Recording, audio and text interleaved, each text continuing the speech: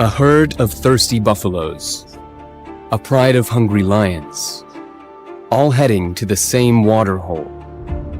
Hooves and horns and tons of brawn, a moving smorgasbord for the lions.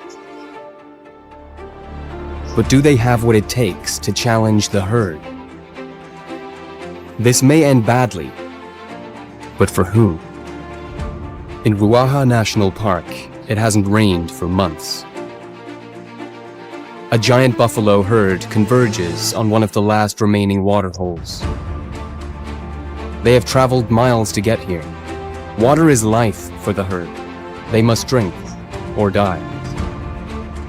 But the relief will be short-lived.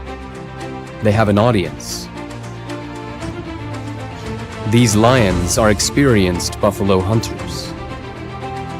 They work as a team, with well-planned strategies.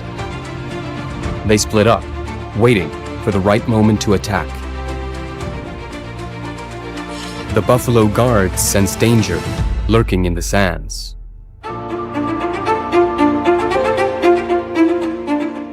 Time to break cover. Take control of the situation. Create a stampede. The lions work together at the edge of the herd, attacking the stragglers. This herd is like a storm, and the lions can't be everywhere at once. In the confusion, they miss opportunities. The lions need to keep control. They try to drive the herd out of the riverbed. The buffaloes will do anything to get to that water. The lions have made a mistake. They've split the herd and trapped themselves right in the middle. The tables have turned. The buffaloes have the advantage. Now, they take the fight to the lions.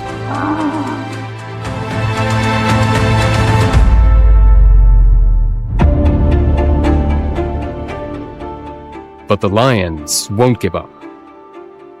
They form a big cat barrier, placing themselves between the buffaloes and the water the herd so desperately needs. A standoff.